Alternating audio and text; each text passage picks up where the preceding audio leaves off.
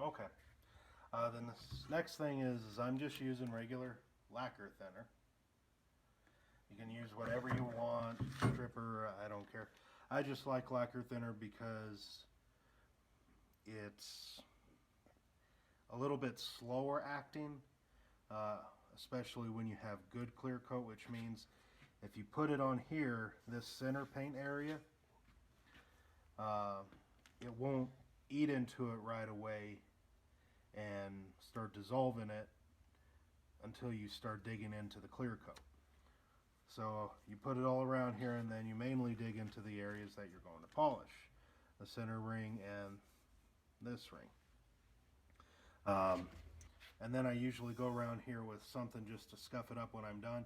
And then you let it air dry for a few days before you mask it up and paint this. So, alright. And what I usually do is I just put a little bit in here, which isn't, I mean, that's a lot, but it's a little. Then you just usually get a stiff brush like this, and I usually always just try to make sure I give everything a quick coat, because this stuff will probably just, I mean, it'll air dry very, very quick. So you don't get much of a chance, but at least it gets in there to start eating it a little bit. And then you take a stiff brush and then start going over it. And this will usually take a while. I mean, you're probably going to be dealing with this for maybe an hour. And you'll use about 1/4 of a gallon of lacquer thinner doing this.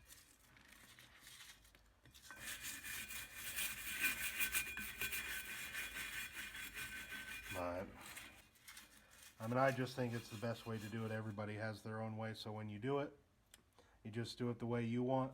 But this is how I've done it, and I was able to get the other wheels just come out perfect. Alright, and as you can see, once the lacquer thinner really gets a good hold in and you're taking it off, you'll go from a dull to where it's actually pretty shiny. And that's because it's taken away all the crappy clear coat.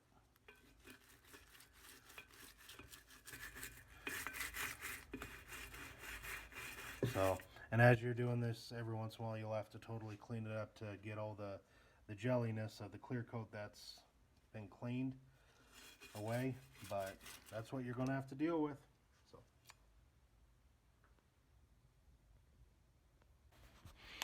all right, this has already been polished. You can do it several different ways. This is just how I do it. I use the green stuff, which is for aluminum and soft malleable metals and stuff like that. But I use just one of these. I usually use the yellow, depends how bad your starting base is that you're going with. Sometimes if they're really once you get rid of the clear coat that's been put on them, if it has eaten through a lot of the clear coat and you got a lot of spots everywhere on your wheel, I usually always go with the yellow one. And still this same polish. Once you take off the clear coat, if yours is as beautiful as chrome, use the white one. I would still use this same stuff. The only time you don't really use this green is if it's even more scratched up, where it's going to take a lot, where you actually have to sand this to make it come out right. I would still use this, but maybe use, I believe it's the brown one. But then as soon as you're done with that, you use another yellow one, use the green, and then get a white one and use the green again to polish it up. To do it right, you're going to have to do it several times, and it all depends on what kind of gloss you want. But when I do it, I always start off with this ridge first,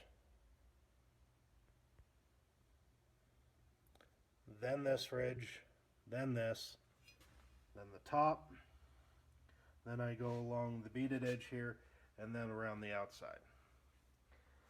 And then after all that's done, then I come in here and do this. And then if you want to, you can go ahead and clean this up, but don't polish it because you'll just be wasting a whole lot of time and product because it's going to be covered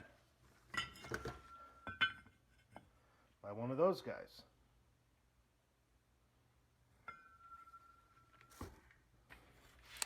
And as far as polishing, when I go in there, I just hold it in and go around. I mean, there's no special way. Just do whichever way works for you and whichever way you can control. Control is the key because this can get away from you pretty good and start scuffing in and then going off. And you got to watch out for this fella right here. See, when you look, it's right there. So if you get too close or too much of an angle over here like this, you're going to end up scratching all up along the edge here or anywhere where this metal piece is going to touch. So watch it very carefully. So, and then once you polish it all up, it'll look like this. I still have to do the center here. And then I still have to do these ones here, which I will show on how you polish them coming up later. All right. This is your polisher, your polishing wheel on here, and you want to use the green compound. And so when you start it up, you put it in, give it a light hit. And what we're doing first is we're taking these and putting them through 3 stages. You want to polish the top part here up to about here. And then it gets hot, you put it over, go through them all, and then we get this end here. And then after they all cool down, then we get the center. Like right here on these ones, I already got the top. Next I'll do these bottoms, and then we'll do the centers. So what I'll do on here is just a quick little cut of doing all 3 processes, and then that'll be it.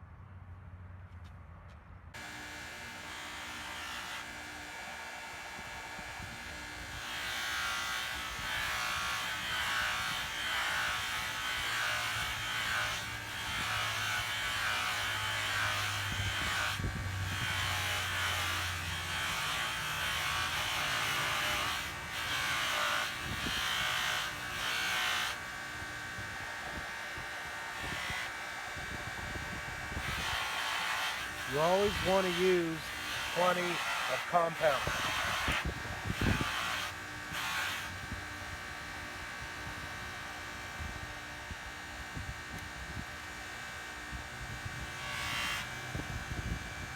So before doing each section, you always want to put some compound in there.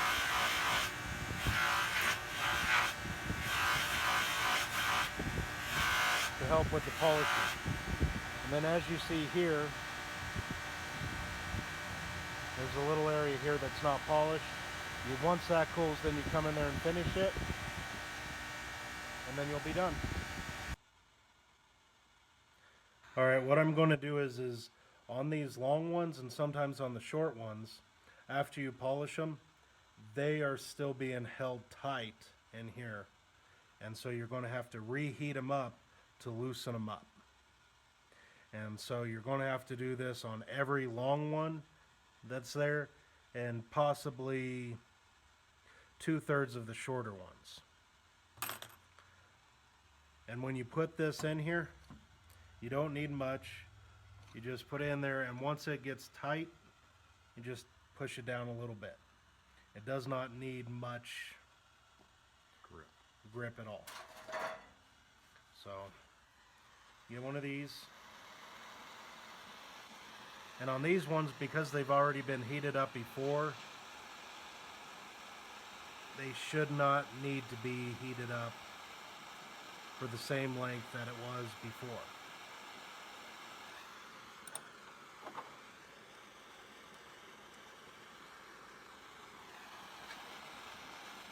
If you go on them and they're tight at all, going in either direction, you're going to have to heat them up till they loosen up.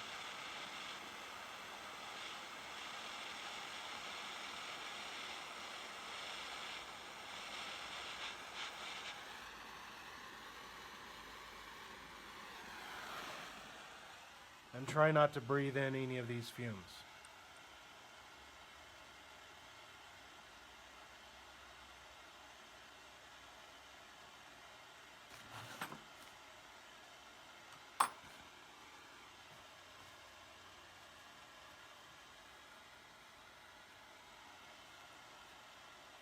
Now watch out because they're very tight.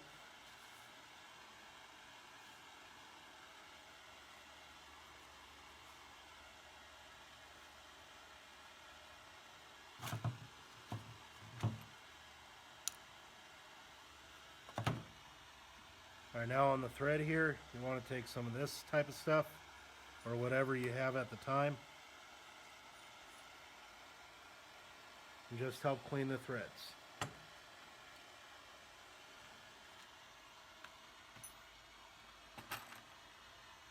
And then you put them back in there.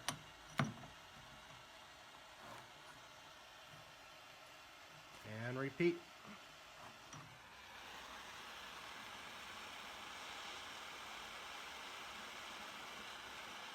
If they're giving you much problem where when you go in here and they don't want to move easy, sometimes it's better if you're wanting them to go easy right off the bat, you hold it here for about 15 to 30 seconds, or till it starts smoking here or here, because then that means the stuff's really cooking and it'll come off easy.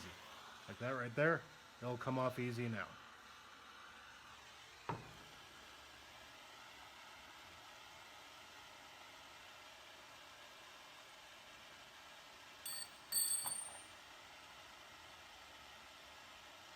You always want to make sure you have 2 of the 1/4 inch wrenches.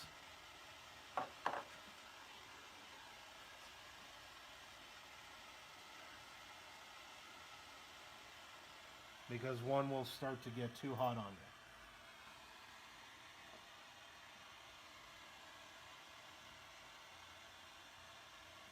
That's fine.